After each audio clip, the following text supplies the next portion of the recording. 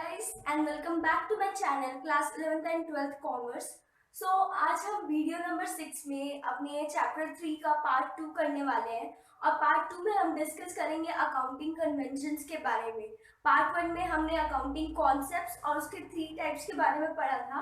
अगर आपने वाली वीडियो चेक नहीं की है तो आप प्लेलिस्ट में जा करके उस वीडियो को चेक कर सकते हैं। ठीक है, तो आज हम जो पढ़ने वाले हैं वो है अकाउंटिंग कन्वेंशंस के बारे में। अकाउंटिंग कन्वेंशंस का मतलब हम लोग पहले सीखे थे कि they are the outcomes of the society. ठीक है, पिछली वीडियो में मैंने ये कवर किया है। जो भी हमारे जो पहले के ट्रेडिशंस रहते हैं उन सबको अकाउंटिंग में फॉलो किया जाता है। ठीक है, हमारे कोर्स के हिसाब से हमारे पास अभी कुल मिलाकर के 11 प्रिंसिपल्स हैं। ठीक है, जो कि हम अकाउंटिंग कन्वेंशंस के अंदर में पढ़ने वाले हैं। तो सबसे पहला प्रिंसिपल जो है वो है बिजनेस एंटिटी प्रिंसिपल। ठीक है, बिजनेस एंटिटी प्रिंसिपल ये बोलता है कि आप जब भी बिजनेस स्टार्ट करते हैं तब बिजनेस का ओनर और उसका जो बिजनेस है वो दोनों सेपरेट लीगल एंटिटीज हैं। यानी कि बिजनेस और बिजनेस का जो ओनर है वो दोनों अलग अलग पार्टीज हैं। ठीक है, यानी कि अगर ओनर के घर में कल को चोरी हो रही है या फिर कोई चीज़ का लॉस हो जा रहा है या फिर उसके घर में कैसी भी सिचुएशन चल रही है, हमको उससे कोई भी लेना देना नहीं है। जब भी हम अकाउंटिंग करेंगे तो हम हमेशा बिजनेस के बारे में ही सोचेंगे, बिजनेस के पॉइंट ऑफ व्यू से ही सारे एजम्पशंस निकालेंगे कि हमको क्या नेक्स्ट स्टेज पे करना है। ठीक है, अगर कल को बिजनेस को प्रॉफिट हो रहा है, लॉस हो रहा है, तो हम उस चीज़ को ध्यान देंगे। हम ये नहीं ध्यान देंगे कि उसका वो जो ओनर है वो किसी कर्ज में डूबा है नहीं डूबा है, उसके फैमिली में क्या प्रॉब्लम चल रही है, ये सब। इसीलिए मैंने कंक्लूड करके लिखा है that business is treated as separate entity distinct from its owner. ठीक है, और इसका सबसे पहला एग्जाम्पल, इसका सबसे बेस्ट एग्जाम्पल ये है कि अगर ओनर बिजनेस में पैसा लगा रहा है तो वो बिजनेस के लिए क्या है, लाइबिलिटी है। क्यों है लाइबिलिटी, क्यों है बोझ? क्योंकि हमने ये प्रिंसिपल को फॉलो किया है, जिसका मतलब ये होता है कि बिजनेस और ओनर दोनों ही सेपरेट लीगल एंटिटीज है। ठीक है, तो बिजनेस पे अगर कोई पैसा लगा रहा है तो बिजनेस की जिम्मेदारी बनती है कि जो पैसा उसके ऊपर लगाया गया है वो उसको वापस रिटर्न करे, उसके ओनर को रिटर्न करे with more and more profits. अब इसके बाद हम जानते हैं नेक्स्ट प्रिंसिपल के बारे में, आप इसको नोट कर लीजिए।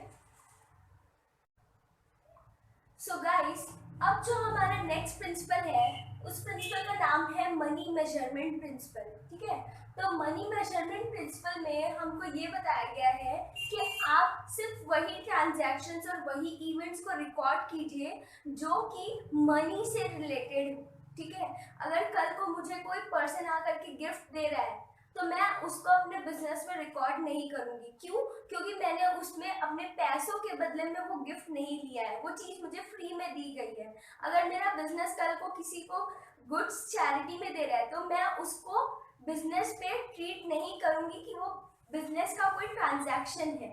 ठीक है, तो वही ट्रांजैक्शंस और इवेंट्स यानी कि डेट्स जिस दिन ट्रांजैक्शन अकर हुई है, ट्रांजैक्शन यानी कि हम जो आपस में लेन देन करते हैं उसको बोलते हैं ट्रांजैक्शन। ठीक है, और जब हम पैसों के बदले में ट्रांजैक्शंस करते हैं, लेन देन करते हैं, तो उसको हम क्या बोलते हैं, फाइनेंशियल ट्रांजैक्शंस बोलते हैं बिजनेस के टर्म्स पे। ठीक है, तो हम सिर्फ जो पैसे से रिलेटेड ट्रांजैक्शंस और इवेंट्स है सिर्फ उसी को ही अपनी बुक्स ऑफ अकाउंट का मतलब कि जो हमारी जर्नल की बुक है उसमें रिकॉर्ड करेंगे। अब हम नेक्स्ट प्रिंसिपल की तरफ आगे बढ़ते हैं। नेक्स्ट प्रिंसिपल है अकाउंटिंग पीरियड प्रिंसिपल। ठीक है, अकाउंटिंग पीरियड प्रिंसिपल ये बोलता है कि जब एक बिजनेसमैन अपना एक बिजनेस स्टार्ट करता है और जब वो अपना बिजनेस स्टार्ट करते करते कुछ सालों के बाद अपने बिजनेस को पूरा एंड कर देता है, पूरा वो बिजनेस जब कोलैप्स हो जाता है तब वो उस बिजनेस के एंड में ये नहीं चेक करता कि उसको पूरे उसके लाइफ ऑफ बिजनेस में, यानी कि जब से वो स्टार्ट किया था और जब उसने अपने बिजनेस को बंद कर दिया तब उस पूरे टाइम इंटरवल को हम बोलते हैं लाइफ ऑफ बिजनेस। तो लाइफ ऑफ बिजनेस के एंड में कोई भी बिजनेस ओनर ये नहीं चेक करता कि उसको प्रॉफिट एंड लॉस अब कितना हो रहा है, उसका पूरा बिजनेस बंद होने के बाद प्रॉफिट एंड लॉस कितना हुआ है। ठीक है, वो क्या करता है कि इस पूरे लाइफ ऑफ बिजनेस को छोटे छोटे टाइम पीरियड में बांट देता है। इस छोटे छोटे टाइम पीरियड को के बांटने को हम बोलते हैं अकाउंटिंग पीरियड। ठीक है, और अकाउंटिंग पीरियड का गैप कितना रहता है, 1 ईयर का रहता है, ठीक है। और ये जो 1 ईयर का गैप रहता है, ठीक है, साल के हर एंड में हर ओनर अपने बिजनेस का क्या चेक करता है, सबसे पहली चीज प्रॉफिट एंड लॉस अकाउंट जिसको हम बोलते हैं इनकम स्टेटमेंट, और दूसरा वो क्या करता है, अपनी फाइनेंशियल पोजीशन को चेक करने के लिए एक शीट बनाता है जिसको हम बोलते हैं बैलेंस शीट, ठीक है। और वो बैलेंस शीट क्या काम आती है, वो उस बिजनेस के पोजीशन को डिटरमाइन करने में हमको हेल्प करती है। तो हमको अकाउंटिंग पीरियड प्रिंसिपल के अंदर ये समझ आया कि हमको छोटे छोटे अकाउंटिंग पीरियड के एंड में अपने प्रॉफिट एंड लॉस को चेक करना है, और दूसरा एक बैलेंस शीट बनानी है जिसको हम बोलते हैं पोजीशन स्टेटमेंट। इसके बाद हम बढ़ते हैं आगे नेक्स्ट प्रिंसिपल पे। तो अब हम अपने नेक्स्ट प्रिंसिपल की तरफ आगे बढ़ रहे हैं। तो अब हमारा जो अगला प्रिंसिपल है वो है फुल डिस्क्लोजर प्रिंसिपल, ठीक है। फुल डिस्क्लोजर प्रिंसिपल का मतलब ये होता है कि all the significant information should be fully disclose in the financial statement. इसका मतलब ये होता है कि आप जितनी भी आपके बिजनेस में ट्रांजैक्शंस हो रही, इवेंट्स हो रही, आप पैसे किसी को दे रहे हो, नहीं दे रहे हो, आपके पास किसी के पास से पैसे आ रहे हैं, आप ये सारी चीज़ों को अपनी बुक्स ऑफ अकाउंट में डिस्क्लोज करने वाले हैं, ठीक है। अगर आप किसी को डोनेशन के लिए भी पैसे दे रहे हैं, ठीक है, बिजनेस के अकाउंट से, तो आप क्या करेंगे, उसको भी दिखाएंगे, उसको भी आप डिस्क्लोज करेंगे, ठीक है।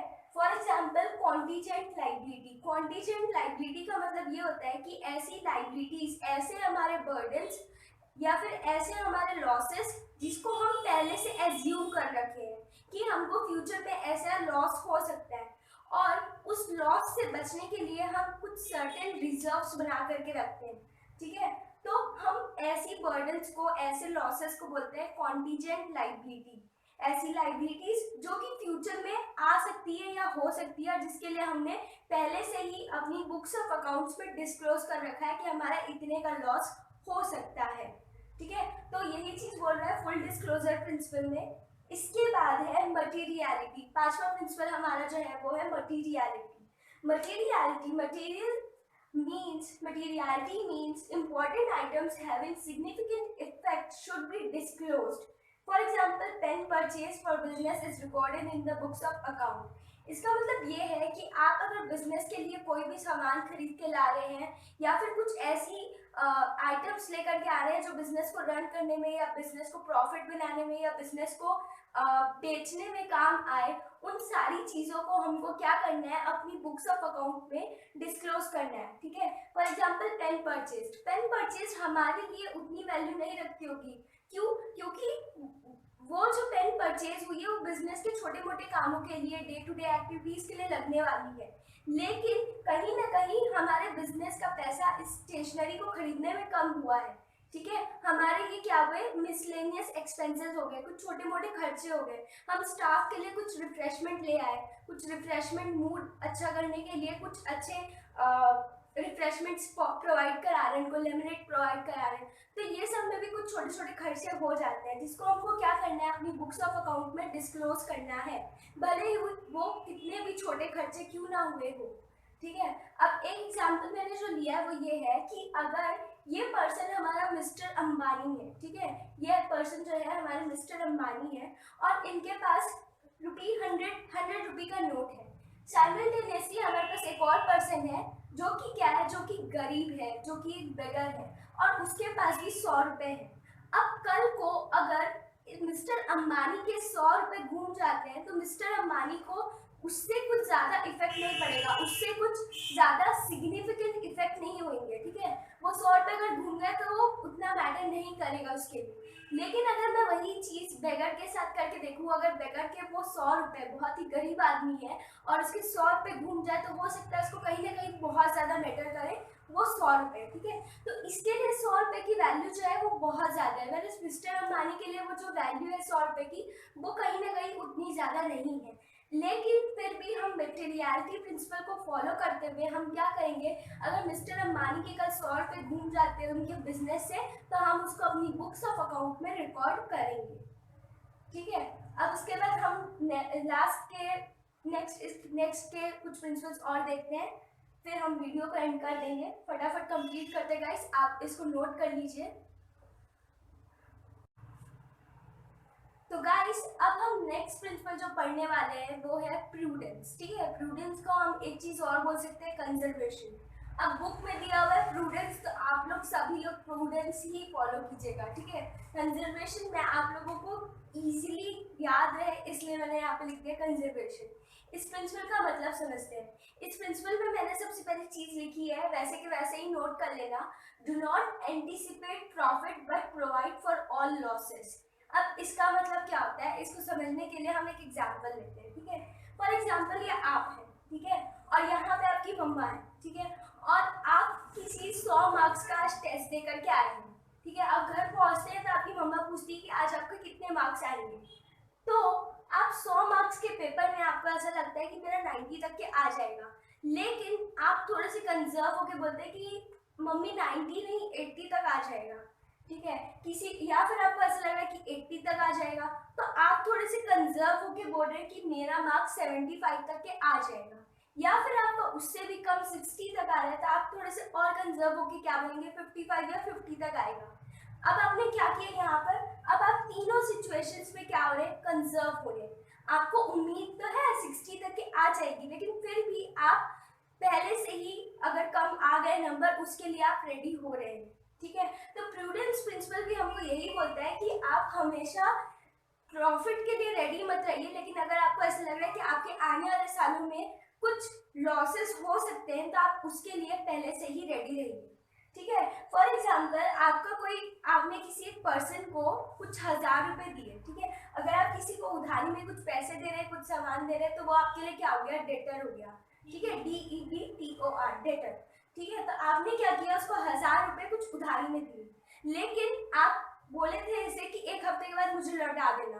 अब आपको ऐसे चांसेस लग रहे हैं कि ये जो पर्सन है मेरे को 1000 रुपए नहीं चुकाएगा या नहीं लौटाएगा, तो आप यहाँ पे कंजर्व होने के लिए क्या किए, पहले से ही एक रिजर्व बना करके रख लिए। ठीक है, जिस रिजर्व को हम क्या बोलते हैं, creation of provision for doubtful debts, यानी कि ऐसे डेट्स यानी कि जो डेटर से हमारा पैसा डूबता है उसको हम क्या बोलते हैं, डेट्स बोलते हैं। और क्योंकि हमको डाउटफुल लग रहा है कि चुकाएगा नहीं चुकाएगा, इसलिए नाम पड़ा है डाउटफुल डेट्स। और हम यहाँ पे क्या कर रहे हैं, एक रिजर्व बना रहे हैं। रिजर्व को हम क्या बोलते हैं, प्रोविजन बोलते हैं। इसलिए हम यहाँ पे क्या किया, हमारे 1000 रुपए पहले से ही अपने बिजनेस के प्रॉफिट से निकाल करके रख दिया उस रिजर्व में, कि कल को अगर ये बंदा हमको पैसे नहीं चुकाता या वापस नहीं करता है तो हम क्या करेंगे, वो 1000 रुपए को इस रिजर्व में से निकाल करके बिजनेस में रन करने के लिए यूज कर लेंगे।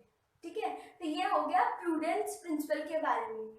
अब दूसरा एग्जांपल मैंने जो लिया है वो है closing stock. Closing stock is valued at cost और market price whichever is lower. ठीक है, क्लोजिंग स्टॉक का मतलब ये होता है कि ऐसे स्टॉक जो कि साल के एंड में बचता है। ठीक है, तो अगर क्लोजिंग स्टॉक आपका साल के एंड में जिस रेट पे आप खरीद के लाए थे उसको हम बोलते हैं कॉस्ट, और जो मार्केट पे वही स्टॉक की रेट चल रही है उसको हम बोलते हैं मार्केट प्राइस। ठीक है, अगर आप कोई स्टॉक, आपका जो स्टॉक था वो आप 10,000 रुपए में खरीद के लाए थे, तो आप उसकी कॉस्ट क्या बताएंगे, 10,000 रुपए लगाएंगे। लेकिन अगर मार्केट पे रेट क्या चल रही है, 15,000 रुपए चल रही है, तो आप उसकी मार्केट प्राइस क्या बताएंगे, 15,000 रुपए। लेकिन हमको प्रूडेंस प्रिंसिपल क्या बोलता है कि हमको हमेशा कंजर्व होके चलना है, जो कम है हमको उस तरफ अपने फेवर में अपने आप को फेवर पे रखना है। तो यहाँ पे मेरी जो कॉस्ट प्राइस थी वो 10,000 रुपए थी मेरे क्लोजिंग स्टॉक की, तो मैं अपने बुक्स ऑफ अकाउंट में कौन सा रेट लिखूंगी, 10,000 रुपए लिखूंगी, ना कि मार्केट प्राइस का 15,000 रुपए लिखूंगी। ऐसा क्यों, क्योंकि कल को अगर वो स्टॉक 10,000 का जो स्टॉक है, अगर वो कल मेरा 15,000 में क्या 9,000 में भी नहीं बिक रहा है, तो क्या होएगा, मेरे को ही लॉस होएगा। ठीक है, मुझे ही वो लॉस सफर करना पड़ेगा। इसलिए मैं क्या करूंगी, यहाँ पे जो भी लोअर है, अगर मेरा मार्केट प्राइस लो है तो मैं उसको लिखूंगी, या फिर अगर मेरा कॉस्ट प्राइस लो है तो मैं उसको अपनी बुक्स ऑफ अकाउंट पे लिखूंगी। अब जब हम लोग आगे पढ़ते जाएंगे तब हम लोग को और क्लियर होते जाएगा कि मैं ये चीज़ क्या बोल रही हूँ। ठीक है, अभी के लिए आप बस इतना समझिए कि प्रूडेंस प्रिंसिपल का मतलब क्या होता है। अब हम लोग बढ़ते हैं नेक्स्ट प्रिंसिपल की तरफ। तो अब हम जो अपना नेक्स्ट प्रिंसिपल करने वाले हैं वो है कॉस्ट प्रिंसिपल। ठीक है, तो कॉस्ट प्रिंसिपल हमको ये बोलता है that the asset is recorded in the books at the cost price. इसका मतलब ये हुआ कि अगर हमने अपनी बुक्स पे किसी भी एसेट का कोई प्राइस लिख रखा है, सपोज उसका कोई कॉस्ट प्राइस 10,000 रुपये है, हम किसी मशीन को खरीद के लाए, उसका रेट हमको पड़ा था 10,000 रुपये, तो ये हमारा परचेज प्राइस है। और अगर उसी 10,000 रुपये में या फिर हमने किसी एक मशीन को खरीद के लाया था, उसका रेट 1,00,000 रुपये चल रहा था, ठीक है, कॉस्ट हमको 1,00,000 रुपये पड़ी थी। अब अगर मार्केट में उसका रेट 1,10,000 रुपये पड़ रहा है, 1,20,000 रुपये पड़ रहा है, इससे हमको कोई भी मतलब नहीं होता है। हम अपनी बुक्स में सेम रेट लिखेंगे जिस रेट में हम खरीद करके लाए हैं उस एसेट को, ठीक है। तो कॉस्ट प्रिंसिपल यानी यही बोल रहा है कि आपको हमेशा कॉस्ट प्राइस को ही नोट करना है, ना कि मार्केट प्राइस को, ठीक है। नेक्स्ट प्रिंसिपल है हमारा मैचिंग प्रिंसिपल। मैचिंग प्रिंसिपल हमको क्या बोलता है कि अगर हम किसी एसेट को खरीद के लाते हैं, एसेट यानी कि the economic resources of the business, जो हमारे बिजनेस को बेनिफिट दे ऐसी चीजें, ठीक है। फॉर एग्जांपल मशीन, तो ऐसा हो सकता है कि अगर वो मशीन अगर खरीद के लाई गई हो तो वो हमको कुछ सालों के लिए प्रॉफिट दे रही हो, लेकिन ऐसा जरूरी नहीं है कि वो मशीन खाली हमको प्रॉफिट देगी, उसके पीछे, उस प्रॉफिट जनरेट करने के पीछे भी हमको मशीन के कुछ ना कुछ खर्चे उठाने पड़ते हैं, ठीक है। कुछ सालों के बाद क्या होता है, मशीन की वो जो वैल्यू रहती है वो गिर जाती है, जिसको हम क्या बोलते हैं, डिप्रिसिएशन बोलते हैं, ठीक है। आप अगर नया मोबाइल खरीद करके आज डेट पे लेकर के आते हैं, तो कुछ दिनों के बाद, कुछ हफ्तों के बाद, कुछ महीनों के बाद क्या होगा, वो रेट जो है सेम मार्केट प्राइस में नहीं बिकेगा, अब वो जो रहेगा वो स्क्रैप वैल्यू में गिरेगा, स्क्रैप वैल्यू में बिकेगा। तो वही चीज एसेट्स के साथ भी होती है। तो मैचिंग प्रिंसिपल हमको ये बोलता है कि अगर आप कोई एसेट खरीद के लाते हैं और वो आपको रिवेन्यू जनरेट करने में हेल्प कर रहा है, तो उसके कहीं ना कहीं एक्सपेंसेस भी जनरेट होते हैं। तो आप हमेशा अपने रिवेन्यू और एक्सपेंसेस को मैच करते चलिए, ठीक है। जितना वो रिवेन्यू आपको देते जा रहा है, उतना ही आप उसके जितने भी खर्चे होते जा रहे हैं, जितने भी एक्सपेंसेस होते जा रहे हैं, उसको भी रिकॉर्ड करते जाइए। फॉर एग्जांपल हमने मशीन खरीद के लाया बकेट जनरेट करने के लिए, तो अब ये जो मैंने बकेट जनरेट किया है, उसको मैं क्या करूँगी, उसको मैं लोगों को बेचूंगी और उससे पैसा कमाऊंगी। तो ये मैंने क्या किया, यहाँ पे मैंने रेवेन्यू जनरेट किया है। और दूसरी चीज, उस मशीन को चलाने के लिए मुझे सर्टेन चीजें लगेंगी, जैसे कि वेजेस लगेंगी, लोगों को देने के लिए जो मेरे फैक्ट्री में लोग काम कर रहे हैं, मैं उनको क्या दूंगी, वेजेस दूंगी, ठीक है, लेबर्स को। दूसरी चीज क्या करूंगी, मेरी जो मशीन है उसके लिए फ्यूल लगेगा, उसके रिपेयर और मेंटेनेंस पे पैसे जाएगा, प्लस वो जो मशीन है कुछ सालों के बाद क्या होती जाएगी, उसकी जो वैल्यू है वो घटते जाएगी, तो मुझे उसको भी लिखना पड़ेगा, ठीक है। तो रिवेन्यू और एक्सपेंसेस को मिलाना ही हमारे मैचिंग प्रिंसिपल में है। तो मैंने लास्ट में यहाँ पे कंक्लूड करके लिखा है that the cost incurred during a particular period should match with the revenue of that period, यानी कि आप एक्सपेंसेस और रिवेन्यू को मैच करके चलते जाइए, ठीक है। अब इसमें प्रॉफिट कैसे होता है, लॉस कैसे होता है, ये सब हम आगे वाले चैप्टर्स में सारे डील करने वाले हैं, तो आप वो सब के बारे में अभी मत सोचिए, आप आगे देखते जाइएगा कि प्रॉफिट और लॉस कैसे कैसे एक बिजनेस को होता है, ठीक है। टिल देन आप यहाँ तक के समझिए। इसके बाद हम जो लास्ट के कुछ और प्रिंसिपल्स बचे, शायद 3 प्रिंसिपल्स और बचे हैं, उसको हम कंप्लीट करते हैं, उसके बाद वीडियो को यहीं एंड कर देंगे। अब last but not the least, तीन प्रिंसिपल्स हम अब कवर करके वीडियो एंड कर रहे हैं। तो 9th वाला जो प्रिंसिपल है वो है डुअल एस्पेक्ट प्रिंसिपल, ठीक है। डुअल एस्पेक्ट प्रिंसिपल हमको ये बोलता है that every transaction has 2 aspects, first is debit और दूसरा है क्रेडिट, ठीक है। और हम इस प्रिंसिपल के अंदर में एक फॉर्मूला पढ़ेंगे that is assets equal to capital plus liability, ठीक है। अब इसका मतलब ये हुआ कि जब जब हम किसी ट्रांजैक्शन की बुक्स में अपनी एंट्री करते हैं, तब हमेशा 2 अकाउंट या 2 से ज़्यादा अकाउंट अफेक्ट होते हैं, ठीक है। अब ये क्या मतलब होता है, हम इसको नेक्स्ट चैप्टर पे डील करने वाले, तब उसकी वीडियोस चेक कर लीजिएगा चैप्टर नंबर 5 पे। उसके बाद नेक्स्ट प्रिंसिपल जो है वो है रिवेन्यू रिकॉग्निशन प्रिंसिपल, ठीक है। रिवेन्यू रिकॉग्निशन प्रिंसिपल में हमने एक्रूअल बेसिस, एक्रूअल कॉन्सेप्ट को लिया है। अब एक्रूअल कॉन्सेप्ट क्या होता है हम इसको समझते हैं।